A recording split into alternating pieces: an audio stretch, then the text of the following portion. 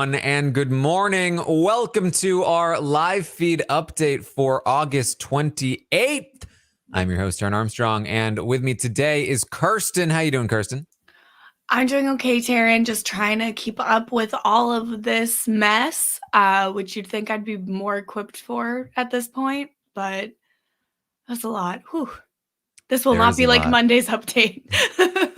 We are here to update you on everything that happened yesterday on the Big Brother 24 live feeds. It was day 53 in the house, and it was a big day with a big veto draw and then a big veto competition if the veto draw went well for certain people. Those people, of course, being Michael. So obviously, Kyle and I almost said Kyle is the HOH. Turner is the HOH. Yeah, no, Kyle's just the sleep paralysis demon looming over him. And Turner nominated Taylor and Brittany with the intention of backdooring Michael.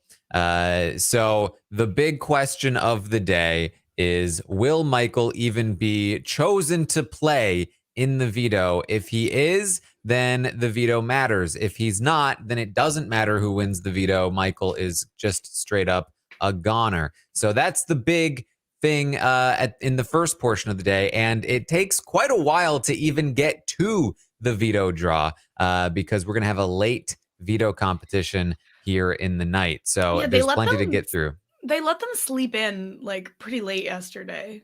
Mm-hmm. So we started the day with Alyssa and Taylor. And they're going to kind of talk through more of Taylor's HOH week. They've already kind of cleared the air a little bit about Taylor targeting Alyssa when she was HOH and why a lot of the blame went to Joseph, which is pretty truthful in terms of, in terms of how Taylor feels, at least, that she felt like she would just have done whatever Joseph wanted her to do, which is what she's telling Alyssa here, that, she was just felt very impressionable and she did kind of just allow others to run her HOH, specifically Joseph. And she kind of feels like an idiot because she was told by Joseph about all these things that Alyssa was doing that week that do kind of now feel like they were maybe a little bit mischaracterized, especially the way that Alyssa tells it, specifically about the trip. That she was told that Alyssa was like laughing about it and like really rubbing it in her face and then like all this stuff. And I was like, well, no, not at all. Like I thought it was a dumb thing to do right after I did it. I felt awful. Yeah, and she also was like, Kyle made me feel terrible. And it's like, well, you have to be more specific there, Alyssa. Yes. Well, Taylor kind of explains, and this is sort of what we talked about during that week, that like she'd been so mistreated in the early portion of the game that she just felt like she wanted to be in with anybody. And the fact that like doing all these things and listening to Joseph and being in this fomance really kind of like seemed to get people to treat her better. And so she just started following along. And Alyssa's like, oh, I'm so, and she gets into some of the details of like some of the mistreatment by Indy, by Terrence. She still doesn't know the full extent of it, but Alyssa's like, oh my God, I'm so sorry. I didn't even realize it was that bad. I'm so sorry you went through that. Obviously, I wasn't part of it, but man, that sucks. Yeah, obviously, Alyssa wasn't part of it. 3 hours after move-in with Paloma in the storage room. What was it she called herself? Pumpkin Spice? Seems like maybe Alyssa's full of it here. What's the pumpkin spice reference? It's because it was when her and Paloma were like, oh, Taylor's gonna think she can get all the guys, but we're hotter than her. We're pumpkin spice. And I'm like, this is the most basic ass thing I've ever heard. Because pumpkin spice is like pumpkin spice like latte at Starbucks. At the end of August, it becomes available, and all of the basic bees are like, oh, pumpkin spice season. And so it didn't make sense at the time, but it's how she feels. And that really is telling. Okay. Taran's like, I still don't. Well, then that's the thing. I still don't get it. But it's because it doesn't make sense. But it was basically she called them pumpkin spice to act like they are going to be better at getting guys than Taylor would be. It didn't make a sense at the time, and it makes less sense now. But it's still what she said, and so I'm bringing the receipts.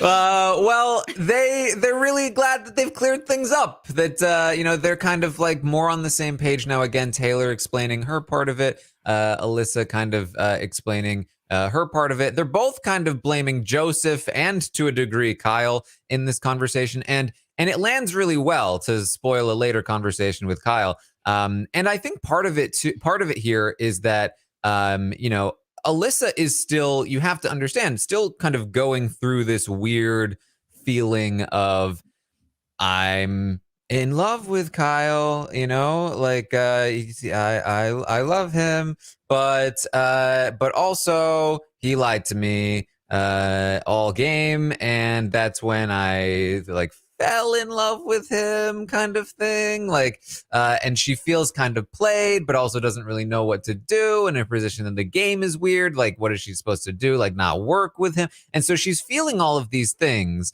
And here's Taylor being like, I had a crush on Joseph, and he convinced me to do this Fomance thing, and he got me to believe all these things about you, and I feel like I've been duped by Joseph. And I think that Alyssa really feels empathy and really is feeling like she can relate to what Taylor is saying. And I think that's why this conversation lands so well. Yeah, and it goes back to also the conversation from Friday that you and Liana talked about, where Alyssa's like, no one should feel played, like no one should feel dumb, and it's because she is very much projecting that, like, if she says it to Taylor, then maybe it will help her not feel played or dumb. Mm-hmm. So that conversation happens. She's also, Alyssa, going to talk to Brittany, and they talk a little bit more about the leftovers. Again, Brittany says that Michael wants to tell her about it. They have kind of like a heart-to-heart. They always seem to do this in the bathroom. I don't know why, but about Brittany's relationship. She starts crying to Alyssa. She worries about losing her partner sometimes, being away from him for so long. Nothing is worth losing that relationship, being in this house. Alyssa also opens up a little bit about feeling upset about Kyle lying to her, all of that. And so this conversation also lands well with Alyssa. I think Brittany and Taylor both, whether on purpose or by accident, have realized, like, talking about feeling insecure in a romantic relationship with a man will, make Alyssa feel more comfortable and feel more empathy for you, because you're specifically calling out to how she is feeling, even if she's not. I mean, she does talk about it, but like, even if she's not specifically like bringing it up, if you bring it up to Alyssa, it opens a door in that conversation. Yeah, like very like men, right? Yeah, yeah, that's what you do. You walk up and you go, men, can't live with them, can't live without them. Yeah. And I was just like, yeah, that's so true. Oh my God, I never thought of that. Oh, so Alyssa's going to talk to Kyle about these conversations and pretty much let him know about them. She says she feels that both Taylor and Brittany were being very genuine with her. Kyle, though, is like, Brittany's just trying to pull the sympathy card. She's just trying to get you to feel bad for her. You can't trust them. They're devious in this game. And yeah, Monty came to us and told us everything, but even Monty, like, I'm not sold. I'm wary of Monty. He was very quick to throw that other side under the bus. He came to us immediately. Very sketchy. The audacity of Kyle, of all people, to be like, wow, that person turned on their side too fast. He knows better than anyone. Well, and that's the thing too. I also think, and he does touch on this today, but basically now that everyone is coming to Alyssa to tell her all the leftovers tea, then Kyle's like, oh wow, now like Alyssa's going to hear over and over and over again about how I'm a bad person who lied to her for a month straight. And that's not sitting well with him, because God forbid somebody not think Kyle is like perfect, Oh man, yeah, it's just really rough that I can't believe people would talk about him lying to her so often. It's just it's absolutely wild how it's almost like maybe he shouldn't have lied to her. It's almost like your actions in the Big Brother house have consequences in the game and otherwise, and you should think about what you're doing before you do them. Just thought. Well, Alyssa says, look, Kyle, you know Monty more than I do, but personally, I trust Taylor more than I trust Monty. I like Taylor. I think I'd rather work with her than with him, but that's just me. Yeah, Taylor could be more easily manipulated. So this is important because obviously we don't have the veto draw yet, but if Michael is picked to play, and if Michael wins, and if Turner nominates Monty against Taylor, this is potentially some important stuff, because obviously Monty made a play to get in with this outsider group, but he is a bigger target theoretically than Taylor, and there's already talks about maybe trusting Taylor more than Monty. And so if he's on the block against her, that's relevant information. But for right now, it's mostly just like, it's, for this niche outcome. Well, can I also say, just like the fact that Kyle and Alyssa spend so much time like chatting on that butterfly pool floaty is so like, it makes me depressed every time I see it. Like, it's just so sad.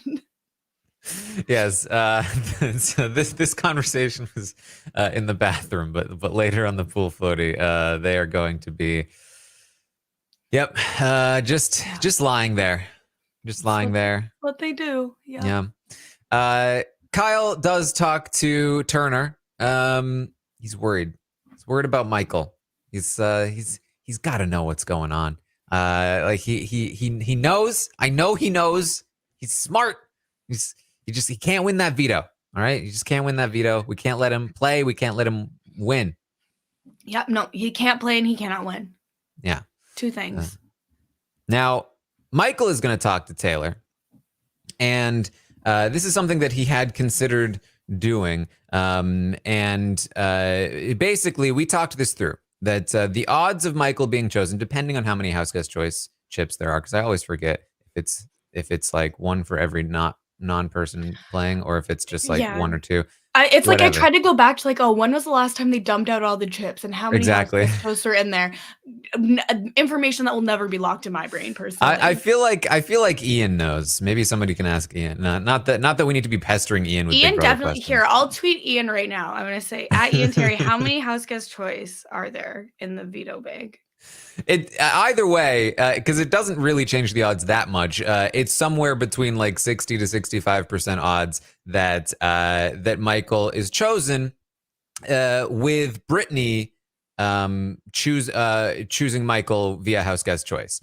But if Taylor is also willing to choose Michael for house guest choice, even as just a contingency of like, hey, if Monty is already chosen, choose Michael. And certainly if she's just straight up going to choose Michael, that does increase his odds of being chosen pretty dramatically, up to, I think, around like 70 or so % if she's willing to do it if Monty's already chosen, and then even more if she's willing to just straight up choose Michael. Yes. Don't need to get into the specific statistics, but yes, it gets much more likely, which is a big problem for Kyle and Turner. Right. And so Michael's going to talk to Taylor and be, you know what? This is my life on the line. Why not? They start talking about how they agree Alyssa knows about the leftovers. It's pretty obvious. Taylor tells Michael about her conversation with Alyssa, and then he says, look, okay, I've been thinking through some scenarios. I was thinking all night long, and I believe that we need to keep our side of the house as competitive as possible. I think you get what I mean when I say that. And Taylor says, I understand. We've been forced into a corner. We just need to play this veto. Hopefully we can win it. And Michael says, yeah, I hope the picks go well for us. And Taylor says, yeah, ideally all four of us are playing. So this is, I believe it's a genuine thought from Michael in terms of like, sure, it's an idea to potentially theoretically keep the side competitive, but I believe more than anything, even if he's like just hasn't made a decision yet, he is not trying to promise her that he will use the veto on her. He is just trying to imply that he could, to make it even more likely that she would choose him if she got house guest choice. Yeah, he's not like, oh yeah, and I'll pull you off and everything. He's like, yes, our side should be playing. Pick me. Yes. So he gets that in shortly before the veto draw occurs. We get to the veto draw. Now, we have had some not great luck with veto draws in terms of the competition threat being chosen. From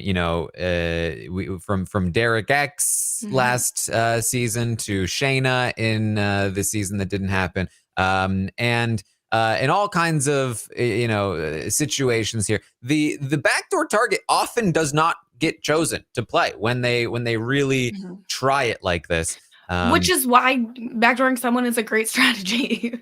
And it's been quite a while since like a full-on plan from the beginning to backdoor somebody hasn't worked because they got chosen and won the veto. It's pretty rare. So we get to the veto draw.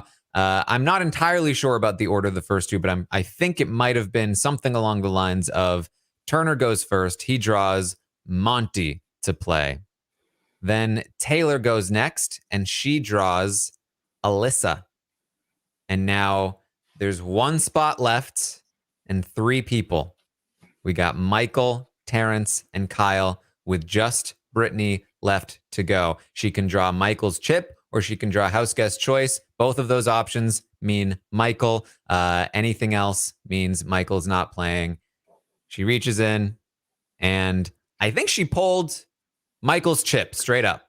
Yeah, based on a conversation later in the evening, Michael implies that Brittany chose last and Brittany chose his chip. So does not seem to have been a house guest choice. So this is one of those. Do you think she hypnotized the chips? Is that possible? Does it work on inanimate objects? It's I never saw anywhere in the hypnotism rule book that you couldn't hypnotize inanimate objects.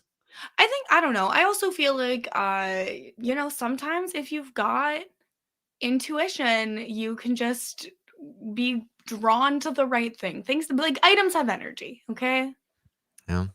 So this is one of those moments that like it was dramatic for us to see the result afterward. It took a while to find out that he was chosen because we had to first we found out that Terrence was the host. And then it was like, okay, so Terrence isn't playing. Only one more person isn't playing. And then finally, Kyle was like, oh, yeah, I'm going to be like an audience of one, sitting out. It's like, oh, there it is. This is going to be exciting, I think, for the TV viewers. The veto draw is not usually very exciting, but for it to come down to the final pick, I think will be good for TV. Yeah, and for it to be, I have faith in the producers to edit this to be very compelling leading up to the veto draw as well. So I think that it will be very exciting. So there we go. Michael is playing in the veto. He now has a 1 in 6 chance, or probably higher, given that he is good at these things. Now, worth noting, the only people to win any veto outside of Michael and Brittany this season, who are left in the game at least, were Kyle and Terrence, the 2 people sitting out.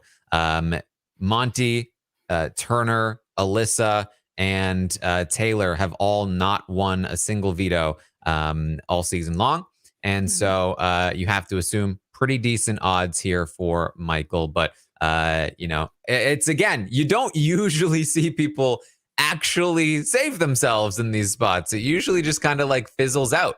But we will see. Yeah, rare occurrence. But Michael wants to. Michael wants to win that veto. And he gives us some great cam talk before the competition. Yes, he talks to the cameras and he says, I am going to win this veto. I'm going to win HOH. And I'm going to put Turner and Kyle on the block. And I'm evicting one of them. And I'm going to have my give me the key moment. And even though it's probably not smart, I will cheer and I will celebrate and I will make them regret the day they with me because they are not clever. They are not smart. I see through what they were trying to do to me this week. They're not sneaky either. Come on. They're not sneaky. I did leave that one out. Come on. He's like, I see what you're trying to do this week. Kyle won't look at me. He leaves the room when I come in. Be careful who you piss off because I have a lot of dirt on you, Kyle. And if I'm going down, you are going down with me. Pick your battles carefully, bud. Because if I can't win this game, you can't either. Yeah. He's ready to go. He's pumping himself up. It's very menacing though, because he's also whispering all of this. Yeah. And so there's just something very off about a super like intense whisper, you know? Like did you think that was weird, or is that just me? I think I'm just too used to whispering. But yeah, I was like it's like make them regret the day they effed with me. Oh my God. They are not clever. They are not smart. It's just very intense. In the meantime, Kyle is talking with Monty, and you can literally see his boots shaking because he's shaking in them. He's scared that Michael will win. It's like, oh man. You can see his boots shaking because he is shaking in them. It's so funny. Why did you say it like that? Because that's the order of operations. You know, it's the boots are shaking, but not on their own. You know, yeah, I guess. Need to make sure that everyone knows that it's not the boots that are nervous.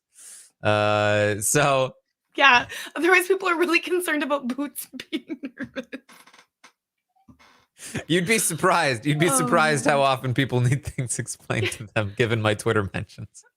A very good point. A very good point.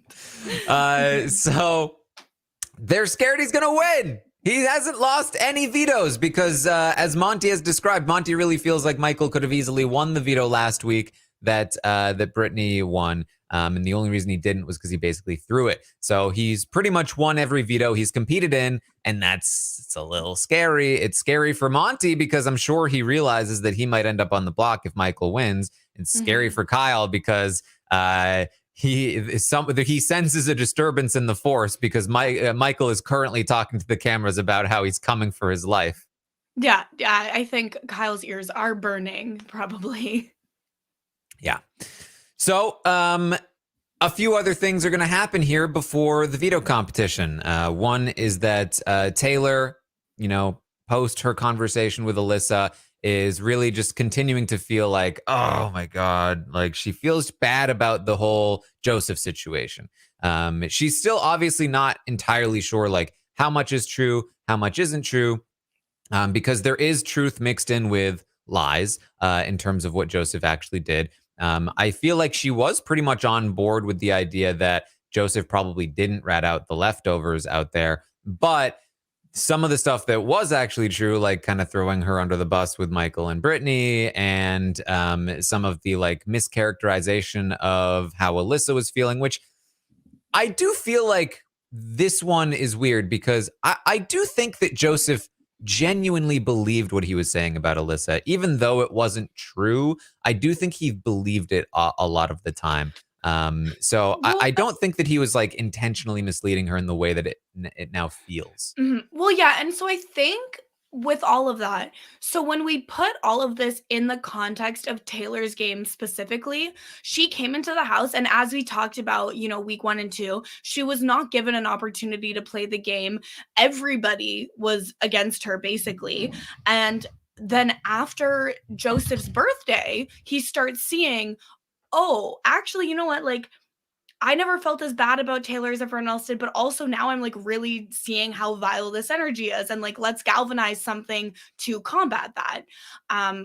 Aided by Turner's HOH. And so Taylor's whole game is founded on complete uncertainty because she was never able to get her grounding in the early part of the game because of the hateful actions of others.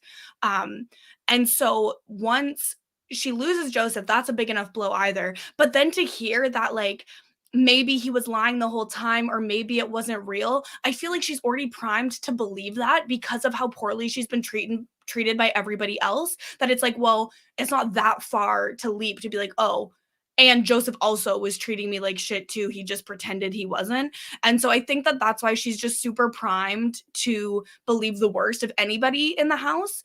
And I think it'll get cleared up quite easily, like when she sees Joseph again, like, and Mm-hmm. when he comes out of the house and sees the fan reaction. But I can completely understand why in this situation she is starting to feel like, oh wow, maybe I couldn't have trusted him from day one. Maybe I've never been able to trust anybody here because everyone has treated me like shit. Yeah, and very much like he was a rock for her in the game, and she talks about how and she's crying to Brittany in this conversation, and it's heartbreaking to see because it really does, I think, continues to show the damage of what happened in those first few weeks. That like she is still this sort of like vulnerable because of it, where the idea of Joseph, who she had had conversations with about like guys that have screwed her over before, and he was like, I'm not that kind of guy. And now she feels like, oh my God, am I the dummy that like just believed everything a guy was saying to me, and was Because being misled? unfortunately, that kind of guy also will always tell you they're not that kind of guy, right? And yeah, you just can't build anything on a foundation of sand. Like And that's she had like dropped a note in his luggage, and she's like, "Do I look like an absolute idiot right now?" And it's like you again, you can feel just how deep that pain has gone. The idea that not only that she like kind of had a crush on him and maybe all of that stuff, but also just like the bedrock of her feeling like she was in a better place in this game is gone, and now she's also not in a good place anymore in this game, and so it's a lot. yeah, and all of this really goes to show that even though she was in, a majority alliance, she still wasn't in like that great of a spot in the game, because look how easily everything goes away from her. Look how easily everyone is like turned against her. Look how easily she becomes a target again, right? That's got to be a blow. Like, I know I wouldn't feel good in that situation. Mm-hmm. So Kyle's going to talk to Alyssa, and this is they start out sort of like on the little balcony thing, but they do go into the floaty room, and she asks Kyle, look, if Monty does end up on the block next to Taylor, should we really still get rid of Taylor? Like, really? And Kyle's like, look, I'm open to it. I hear what you're saying. I feel the same way. I am worried that Monty, if he won next week, would come for us. Like, it does make sense, kind of. And Alyssa's like, yeah, and I don't know. I feel like Monty still isn't making any effort with me in the game at all. Like, we're supposed to be working together now, and he's still only talking with all the bros. And he's like not talking with me at all. And I really feel like I can trust Taylor. I feel like I have conversations with Taylor. I feel like we can trust her. Kyle's only worry is what Joseph told them, that they have a final three. It's Taylor, Michael, and Brittany. And Michael and Brittany, if we're talking about a scenario where Michael wins the veto and both Michael and Brittany are safe, how can we keep or trust Taylor in the game, knowing that they have this final three and that they have this influence over her? I'm not sure. He says, I do think Taylor has an honest heart, but I think she's easily persuaded, which could be a good thing, could be a bad thing. Alyssa agrees. She says, but like that, and that's what Taylor's telling me, that she was influenced into thinking that I was being nasty during her HOH week. So I don't know. I just feel like she's more easy to work with here. And they kind of agree. Michael obviously still needs to go, but they say for next week, yes, Monty should leave over Taylor. They don't come to a conclusion on what might happen this week because why not? Why would they? There's nothing's happened this week. Yeah, it's like we have to kind of get through the veto before you can start planning at this point. Mm-hmm. So talk kind of goes to Joseph. This is a long conversation. And Kyle's talking about how Joseph would go back and forth. And he would be over here, we'd be playing them, and then he'd come upstairs and he'd be playing them. And he was like saying all these things about you, Alyssa, and he was influencing Taylor's HOH to be against you. And I can't believe the things he was saying about you. He was trying to convince me that you were bad. I can't stand this guy. He's such a scumbag. I really hope the TV show portrays him in that light and doesn't make him out to be some loyal guy. Oh my God. And the other thing too is like, in addition to this, he says, oh, Monty's been playing the villain card the entire game and he accepted that. But Joseph's just a scumbag. Like, he doesn't even accept that he's the villain, basically. And it's like, how can you be sitting there? I think he genuinely believes these things. And it's just so blatantly false to everything that's been happening in the house. I think what he meant with Monty is that he accepted the sort of like figurehead role for the other side, that they were all targeting Monty. But yeah, villain is kind of a stretch, and certainly saying Joseph is a scumbag and that the show needs to portray him as such is like all right. Where's the mirror that he's looking into? Yeah, it just goes, but like Kyle has consistently been loud and wrong, specifically about the way that he targets people of color in the house. And this, I think, is just an extension of that. Mm-hmm. So Brittany's going to talk to Alyssa. And now there's a couple of things here. One is that Brittany has told Alyssa the night before that about the leftovers. She went ahead and told her. Again, they talked a little bit about it earlier in the day. And so she's going to talk to her a little bit more about the leftovers forming. And she also talks to her more about some of Kyle's comments about how he was painting a target on Alyssa. And, kind of like just telling her more of the story that we have been telling across this entire season so far, that Kyle was the one early on who was painting a target on Alyssa's back. He was saying a lot of things about her, like that weren't super kind. He at one point seemed very much willing to let Alyssa go. And Brittany feels that when Kyle was distancing himself from her, that was him preparing to let Alyssa go if that were what was going to happen that week. But she says, I'm not trying to say that he's not like with you now or doesn't care about you. I'm just trying to let you know so that you know. I don't know what you know, but these are things that you should know. And another thing that you should know is that there were some other comments made. She starts to allude to what Kyle talked about with his suspicions about another cookout, and that's when the feeds cut. I think what Brittany specifically says is something like, oh, there's also one more thing, and it kind of, I don't know how much to tell you because it crosses a line outside of the game. And there's, a lot of this is stirring up this weekend, and obviously Kyle's biases creating the idea of all the people of color banding together is wrong and bad. But I also think seeing what's happening, understanding it, knowing how bad it is, and waiting until like later to say it is also very bad. Because I think that the second this happened, they could have exposed it and it still would have benefited them in the game. Like they could have made it work. They were doing fine. I just think it feels very gross that they hid it for 2-3 weeks before being like, okay, now is the time that we need to talk about how gross this is and how it crossed a line outside of the game. I think it crosses the line outside of the game to hide it, personally. And obviously, Kyle's the one who came up with it, and that's very, very bad. Using it for game is also very bad.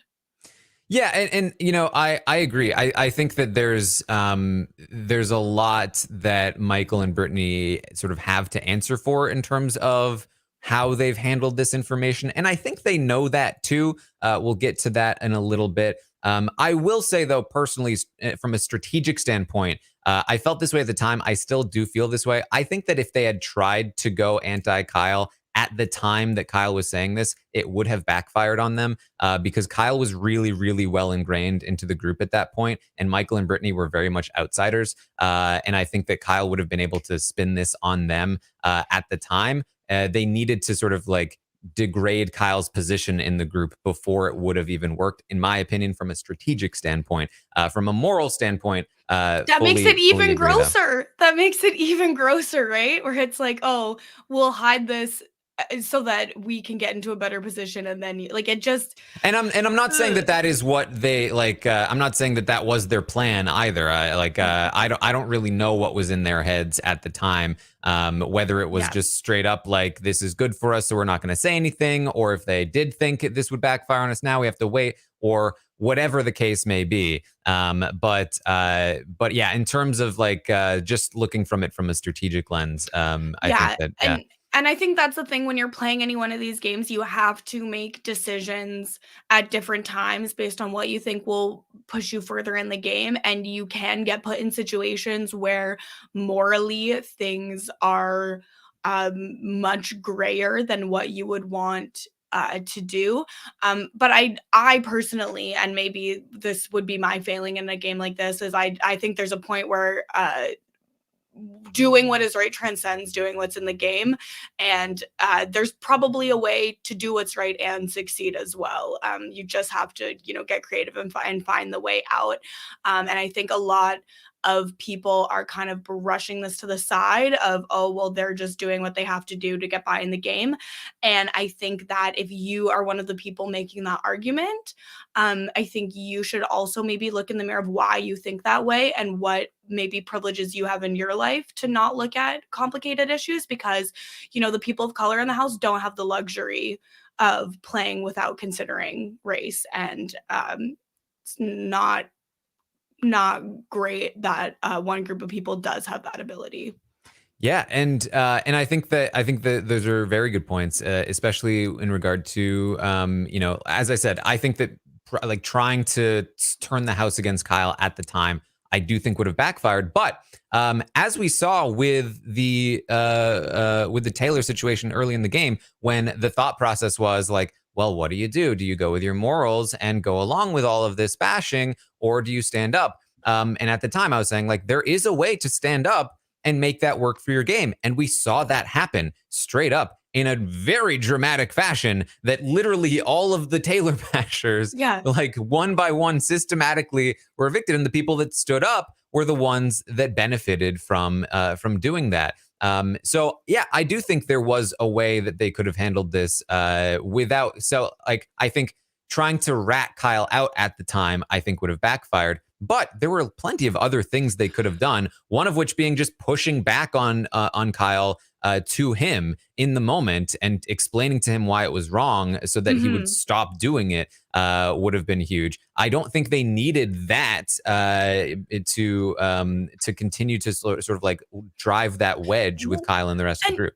And that's the thing too, is like there's a lot of other information you can use to like create a wedge between Kyle and everyone. It's right there. He's in a showmance and everybody wants to get Alyssa out. You can use that to create more of a wedge between Alyssa, Kyle, and the rest of the leftovers. And in that moment, if you're like, hey, Kyle, like, I kind of understand where you're coming from. However, let's look at why that does not appear to be the case.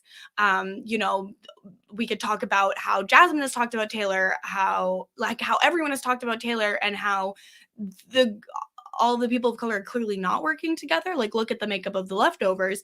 And that could be a moment where if it clicks for Kyle, he could be like, thank you, and endears them to him as well. Like there's lots of different ways that this could play out.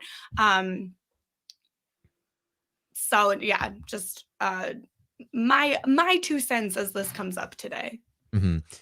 Now, just to skip ahead like a little bit, there is a conversation between Michael and Brittany about using this information later in the night. And even though the feeds are cutting around it, they do say basically that what they would like to do is talk to Monty and Taylor first, to sort of explain to them the situation, see how comfortable they are with this information coming out, and explain to them why they held on to the information and like what their perspective was on it through these last couple of weeks. Again, the feeds cut out right around the time they were saying this, so I don't know what that explanation is. I assume that at some point we will get it, hopefully on the feeds, if not in the episodes. They do have, I assume, some kind of reason or explanation. How good it is, I think we will eventually find out, whether it's during the season or I'm assuming after the season. But they do, they do have their own sort of like, because we don't know exactly what their thought process was, but they clearly have one that they intend to explain to Monty and Taylor. So yeah. Anyway, it is alluded to Alyssa here, and that's kind of all we see where this goes for now. Again, the feeds are cutting in and out of this a lot, so it's difficult to know exactly what is being said and all of that. Hopefully, if this does become a bigger thing, they stop doing this, because like you literally showed it on your episode. Like, what are you hiding here? Well, yeah, and that's the thing too, is it's like they kind of did like a half turn to show us on the show to kind of galvanize it, and then I think they're like, oh well, Kyle seems to be in a good position, so we have to go back to protecting him. Like we know what's been happening. We've seen it happening for weeks, and you put it on the show. Like, stop it. Just show us the conversation. So that's about what we have when the feeds go down for the veto. And feeds are down for a little while. And this is, again, it's kind of like a nighttime veto here. So I was personally expecting like some sort of timed trial, that's going to last like most of the night. But the feeds came back not too long, just like I think like 2.5 hours or so after they went down. We find out that the veto competition was slip and slide for the veto competition. Yeah. It's like we couldn't have watched this. I'm trying to think, has slip and slide been a veto before? I can't remember. I feel like it's mostly HOH, and then they have opportunities to get prizes or a bigger scoop or whatever. The last time they did slip and slide was still, I think, did they do slip and slide for celebrity this season? Oh Lord, that didn't happen anyways. Yeah, I know. Yeah. Anyway, it's season 19. People are saying it was a veto. No, because was it veto in 19K? Yeah, because I was thinking recent seasons, it was still in HOH. I figured it wouldn't have dipped once, but I think it's that makes sense. Yeah. Okay. So. And someone also asked if a woman has ever won slip and slide, and the first example that comes to mind is when Becky Bean like filled all of the containers. And also I think in 15 when it was a team, it was what, Aaron and Jeremy. That won, I think, as a team. I don't want to talk about that. Either way, this usually goes to the tallest, most athletic person in the cast. So right away, this is slip and slide, and I think that we can probably exclude Brittany and probably Alyssa, and that means that we've got Taylor. I think could theoretically be competitive in a slip and slide. Monty is probably the favorite going into a slip and slide. Michael's going to talk about this, that like when he is sprinting outside, doing sprints with Monty, he can barely do like a fourth of what Monty does. He's so fast, and he's got much more of that sort of like, speed on him. And then, Turner is shorter, might have some difficulty, but obviously is, decently athletic, might have a chance. And then Michael should be in this with a shot as well. Tall. He's got, he's not like the most athletic, but he's got some endurance. He ran cross country in like high school or whatever. So it's an interesting one. Yeah, and one thing that I've always thought about slip and slide, and I don't know if it's ever been confirmed, but I think someone who's from like maybe a more northern location that does more ice skating is just going to be better at it, or someone who like has lived somewhere that gets snowy and icy. I think it's a big advantage in the slip and slide, and I think that's why they don't really do it in BB Can. I think everyone would be like way better at it than in the States. Like, this is just my personal belief. Like, I think my toxic trait is that I think I would crush everybody in the slip and slide competition. Well, another thing that they talked about after is that, and this matters too, there's a difference between the longer slip and slide, because the backyard is like a rectangle more than a square. There's a long side and a short side. And I believe they have done the long version, which goes the longer way, and then a shorter version, which goes the shorter way. And the longer way is often like there's like more of a slope on the slip and slide. So going up or down, whichever way, is going to be more difficult because you're slipping as you're going up the slope versus the shorter one where it's a little flatter, and it's less about technique, more about just like size and power and athleticism. This one we believe was the longer one. There was a slope, and there were some people who had some difficulty with the technique of getting up the hill. In particular, the probably favorite to win this under most circumstances, Monty, had trouble with the hill. And ultimately, the winner of the veto is Michael. Which confirms my theory, baby, because he played hockey and he's from a snowy place. Yes, Michael's, they talked about his technique was good. He was able to really he was just wrecking Monty, according to Monty, in this competition. Turner did do decently for a little while, but apparently he was running out of steam. He didn't have the endurance for it. And so ultimately it's going to be Michael that wins the veto. Michael will be safe this week, and he has now won his 5th veto competition. Also worth noting, this was a pride-themed veto, so it meant a lot to him to win this one, and now has 5 vetoes, tied for the record in a single season, 5 vetoes. He also has 2 HOHs, which means 7 competitions total. He is 2 HOHs, and he even knows this, and he talked about it to the cameras in the house. He is 2 HOHs away from tying Janelle's record. And what I mean by that is Janelle's total record, not just the HOH record. Janelle had 5 vetoes and 4 HOHs in season 7 All-Stars. That is the single season record. It has never been matched since it happened, over 15 years ago. Forever ago. So Michael is on his way there with 5 vetoes. This is the earliest in a season that anybody has ever won 5 vetoes. There are 4 more vetoes to play in at final 7, 6, 5, and 4. Theoretically, Michael could play in them all, or he could play in no more vetoes. It's possible. Yeah, I mean, I guess it's possible, but I don't.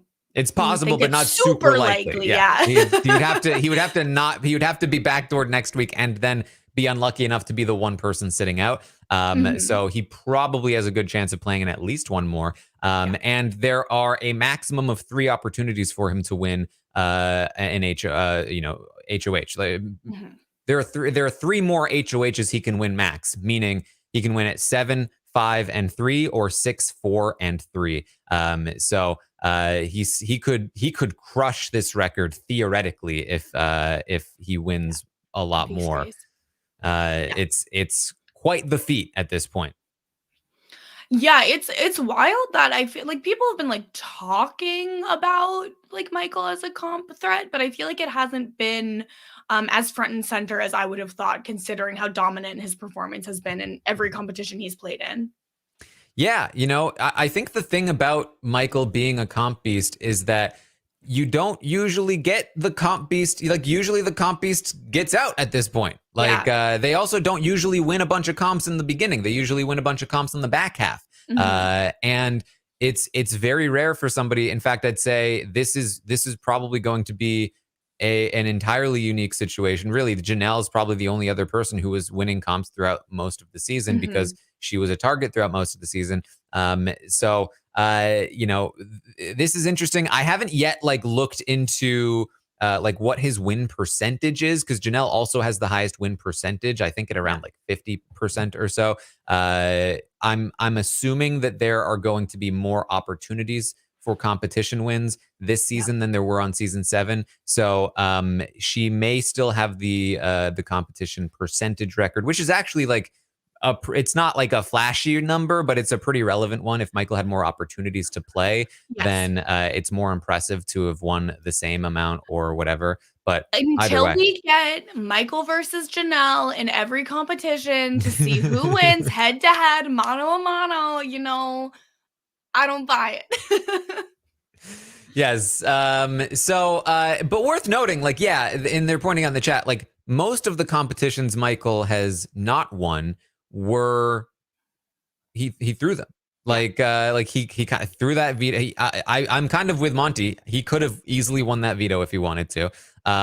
He threw the HOH that Turner won. He was out during the envelope portion of the invitation HOH, which was a complete crapshoot.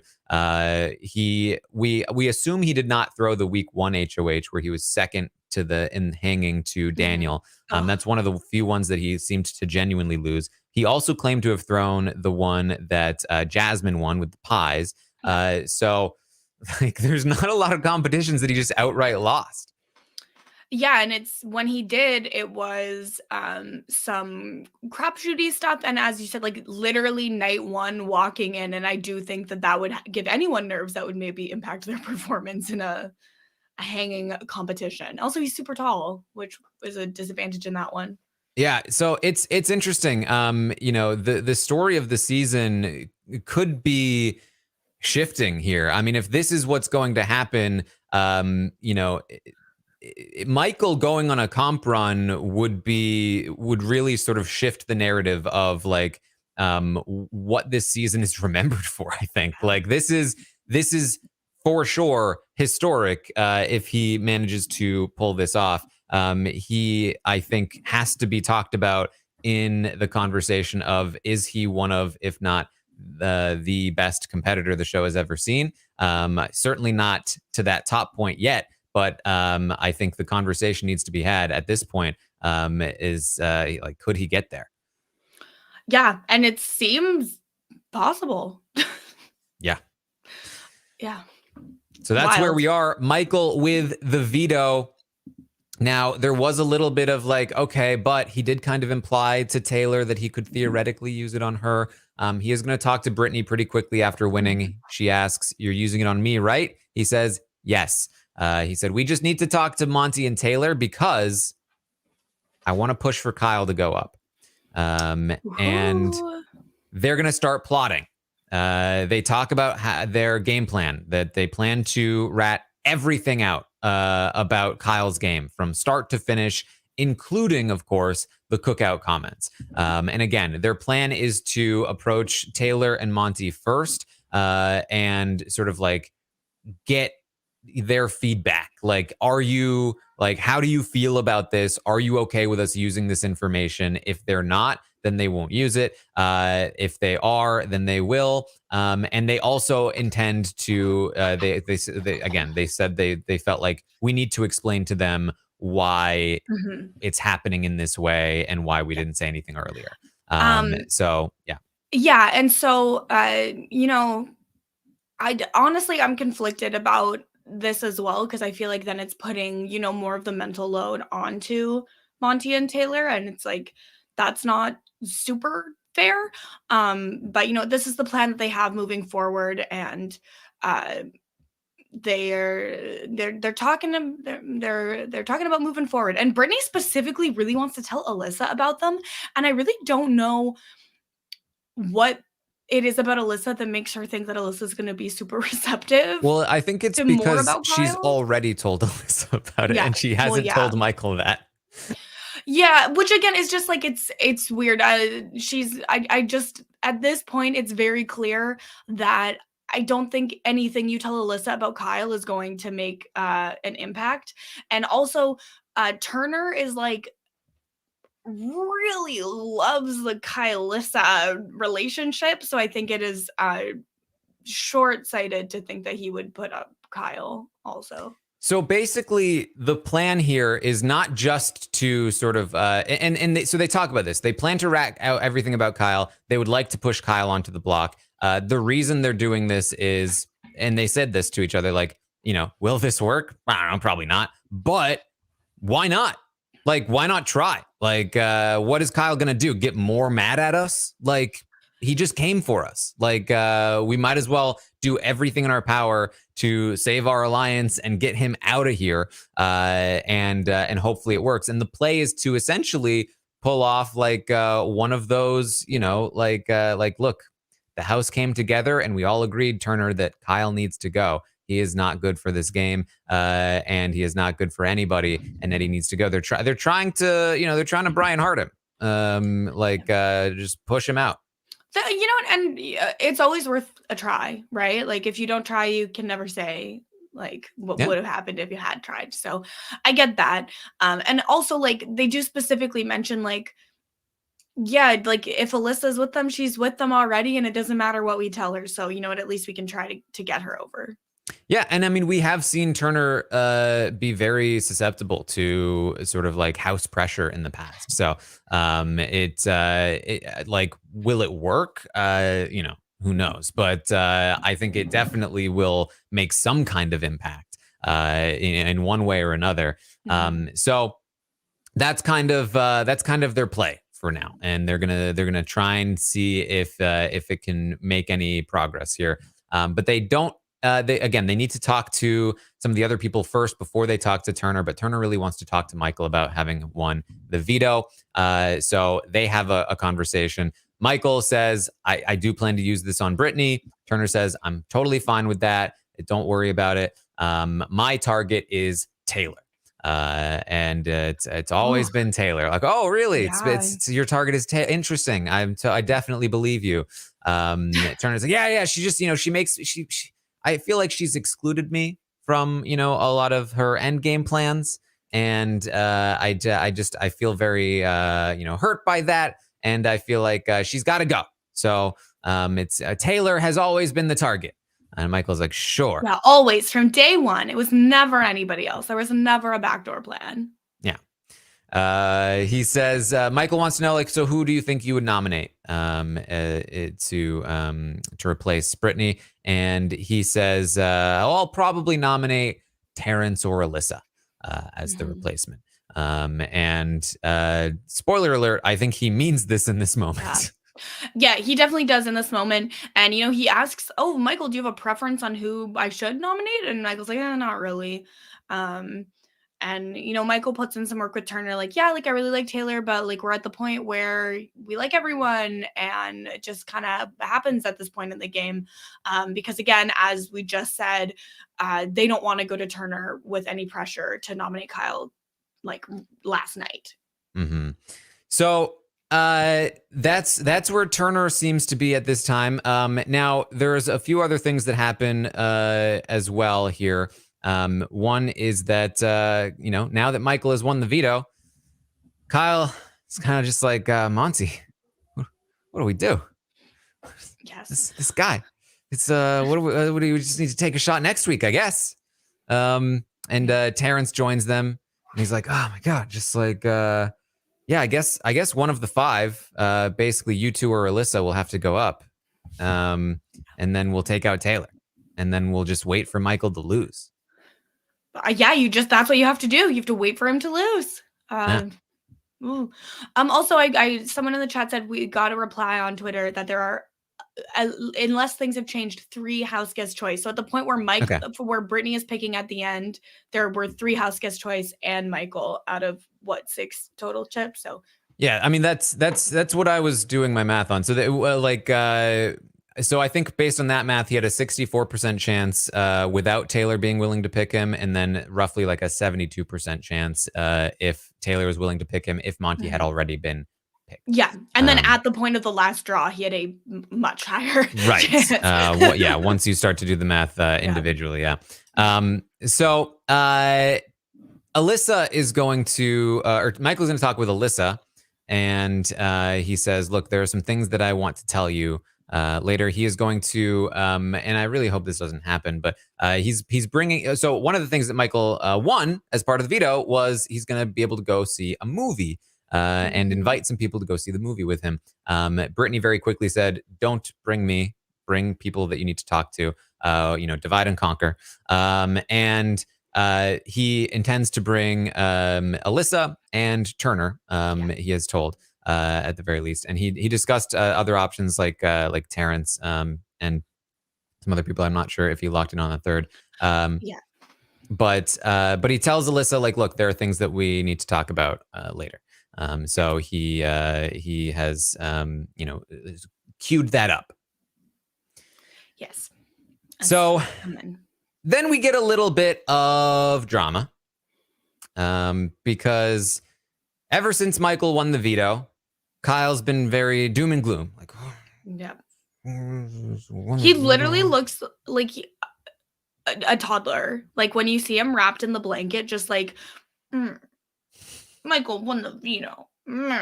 Like it's, I keep reminding myself that this man is nearly 30. Yeah. And he talked about this too. Like he like, and Michael said, like, the Kyle can't even look me in the eye. Like Kyle he doesn't know how to handle the situation. And he just kind of wants to avoid it. And now that he knows that Michael's going to stay, he's like, he's not happy. And it's funny too, because like, even just like when the veto draw happened, like Alyssa was still like jumping around. And Kyle was just kind of standing there like, Michael got picked, I didn't get picked. And I was like, Alyssa seems happy, but Kyle seems annoyed. That energy persists even after Michael wins the veto. She's trying to like be playful with Kyle. She's got a hanger. She's like poking him with it. She's like, hey, play with me. Classic playful couple behavior. Yeah. And he's like, oh my God, why do you have so much energy right now? He tells her to take it down a notch. Yeah. Chill. And she is like, whoa. Like, not pleased. She kind of goes away. That's when Kyle has his conversations with Terrence and Monty. And then later he's like, are you annoyed at me? She's like, a little bit. Like, you were really being weird over there. And he's like, oh my God. Like, let's talk about it. Like, I'll go wait upstairs. And she's like, I mean, I'll be a while. You can just go to bed. Like, it's fine. He's like, I'll wait upstairs. He goes upstairs and he's waiting.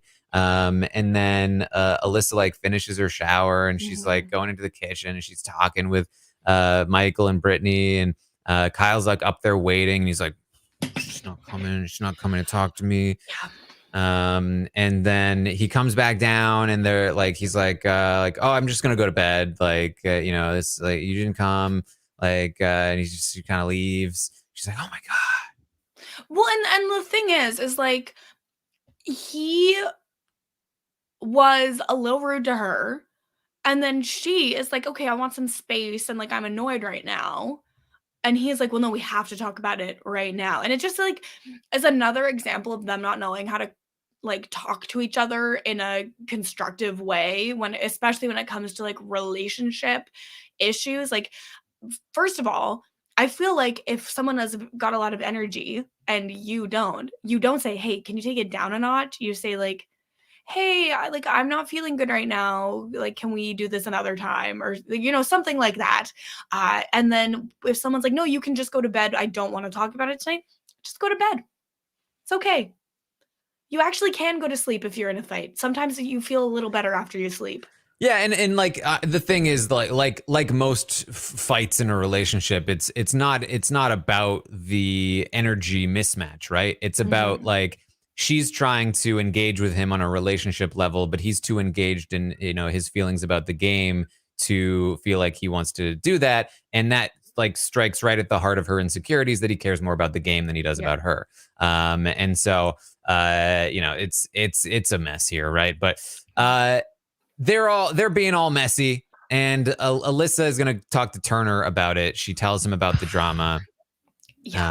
He's her sounding board here. It goes from bad to worse, because this is where it also like expands more, where Alyssa's like, and now all of this is happening and I just have to keep hearing about the leftovers from everyone. Britt had to tell me, and now I'm gonna hear it from Michael, and then Taylor's gonna say it. Like, this is horrible. This does not feel good.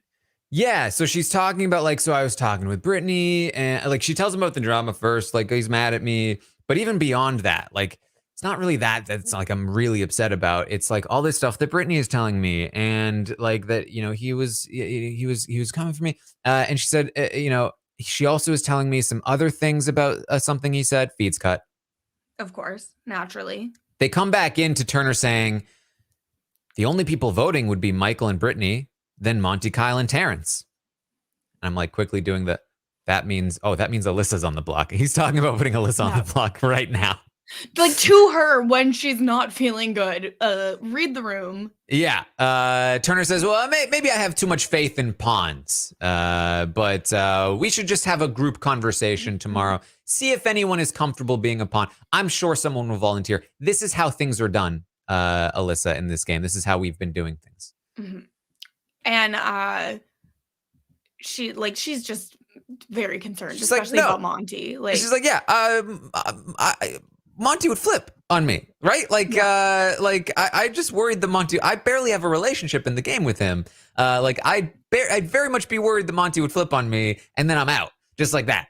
And Turner's like, I mean, he won't. Like this again. This is how we do things.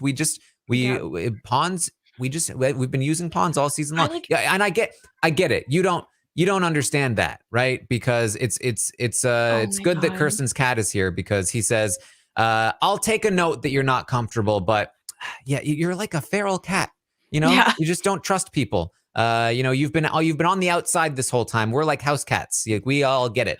Yeah. He says it is democratic being in an alliance with him because they are going against the people that don't know how to live in a nice, calm society. She says, there's no way Monty, you'll see. This is how we work is we all talk. We make each other feel comfortable. That's why we work against the people that don't work that way. And he says, whoever ends up on the block will be 100% fine with it. So if you're not 100% fine with it, then you won't end up on the block. Somebody's going to be 100% fine with it. Yeah, but it's like, but the fact that you're not 100% fine with it, it doesn't really fit in with how we've been playing the game. He's so confident that somebody's going to just be like, put me in, coach. I'm ready to go. Which is wild, because when it was suggested that he could possibly be a pawn, he was furious, and also is now using that conversation where when he said he didn't want to be a pawn, he didn't get put up, as a reason for what he wants to do this week. So what turns out Turner's a hypocrite. Who knew? So he says, he says, and this is important too, he says he wants Taylor out. So, Alyssa and Kyle have already talked about potentially targeting Monty over Taylor, though they didn't really say it in the context of this week. Certainly Alyssa would prefer for that to be the case. I think Kyle is probably more in the middle. Turner is very much wanting Taylor out. He says he took it personally that he was her first target after he saved her. Not to have a savior complex or anything, but he would have expected a little bit more gratitude. Yeah, it is absolutely wild, the things that Turner says about Taylor here. He says that he doesn't feel comfortable with Taylor after he spent the last month staying up till 4 a.m. with Taylor every night, but suddenly doesn't feel comfortable with her. He says that he saved her week 3. And now it just hurts. So it was game, but he's taking it personal. And I'm like, excuse me, sir. So which was it? You were only included in the leftovers because you were HOH, or you orchestrated it and you saved Taylor week 3? Because it doesn't really make sense that it could be both. Excuse me. Yeah. Well, Alyssa goes on okay, well, she's just, what she came in here to talk about is that she's just upset about what Brittany was saying. She's even again, she brings it back to this, even beyond the drama of tonight. I can't stop thinking about what Brittany is saying. Kyle was lying to me every day, talking about taking me out, distancing himself from it, from me to prepare him for it. And I felt it when he did that. I don't know how to feel about this, Turner. Tell me how to feel about this. And Turner turns up the defend Kyle dial all the way to 11. Oh no. He was just, trying. What they're trying to do is they're trying to drive a wedge between you and Kyle. Them and Joseph, they were the ones trying to convince Kyle that you were doing the same thing to him. That's the only reason why he would ever even distance himself. Like, he thought maybe you were playing him, and that was coming right from Brittany and Michael and Joseph. I know that he has trouble expressing himself to you sometimes, but I have lots of conversations with him. I know how he feels. He definitely cares about you. Don't worry about it. It's totally cool. And she's like, okay. I hope you know, Turner, you are genuinely the only person in this house that I trust 100%. Kyle's like 85%. Well, yeah, and that's the thing. She just expressed so much doubt and uncertainty. The fact that he lied to her every day for a month, and still she's like, yeah, but I trust him 85%. Like, oh, okay. Oh, okay. Yes, and she said, and Turner's like, I know I also lied to you. She's like, that's different. Like, it's a very different thing. She's like, yeah, fair. So she says, Turner's the only person she trusts 100%. And that's kind of where we leave the night off, right? So, what we have right now is that Michael is going to use the veto on Brittany, or at least he intends to at this time. And his goal is to expose everything about Kyle, try to get this big push to get Kyle on the block as the renom. Whether or not that has any impact on the actual nominations, we will have to wait and see. That's kind of like, if this was, because Game of Thrones is on my mind, new House of the Dragon episode tonight. Very excited. If this was Game of Thrones, right? Then this sort of battle for who's going to be the replacement nominee, who's going to be the target. That's like all the King's Landing, like political Game of Thrones machinations, right? It's like, okay, Alyssa wants Monty gone. Kyle seemingly could go either way between Monty and Taylor. Turner wants Taylor gone and doesn't even really want to nominate Monty and wants somebody to volunteer. There's going to be a lot of drama going on there. The conversation where he tries to get somebody to volunteer, the conversations about, do they target Monty or do they target Taylor? That's all of like who's going to be the king or the queen or the whatever. And in the meantime, the looming threat of Michael making a huge push for Kyle, like Michael is the Night King, and he's coming in with the White Walkers, and he's gonna, who knows what kind of impact that's gonna have on all of the other machinations going on. I do think we'll find out faster than in Game of Thrones, though, what the Night King is going on. So that's kind of what we have, and yeah, hopefully we actually get to see this stuff, and they're not just gonna. I mean, you have to understand, if you haven't thought this through yet, the thing about what Michael and Brittany are about to do is that, like, Kyle's gonna know about it, like he's gonna find out, and there's gonna be, I assume, lots of debate about the comments made, about the implications being made because of the comments and because of how the comments are coming out. I think accusations will be flung. Lots of "I'm not racist" will probably be said. Maybe some counter accusations will be flung about why it took so long for this to come out.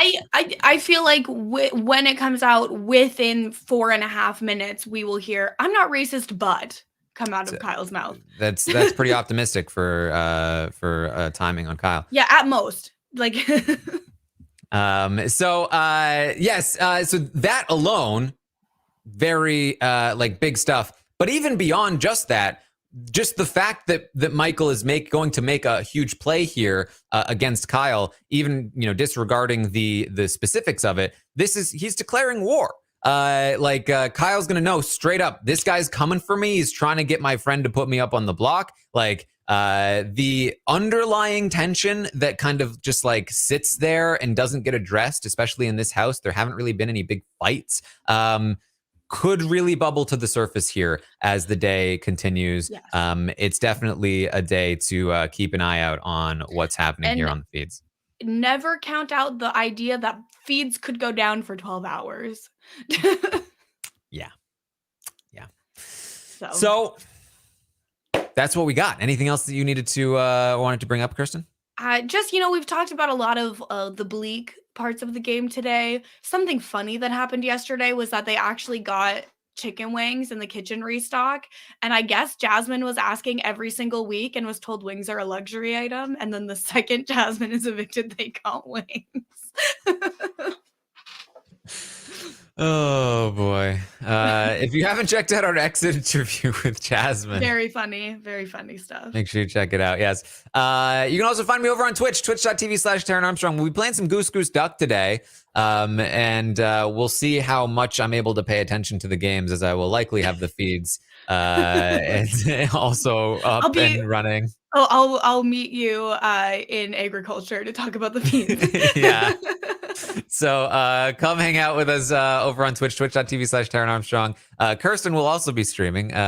Make sure you watch Kirsten over there on Twitch. And let's see, we got an episode tonight. I think it's at a different time. I think it's at 8:30. Yeah, it starts at 8:30 on the East Coast because of football, some sort of sport. Yeah, I think football. I'm pretty sure it's an NFL related.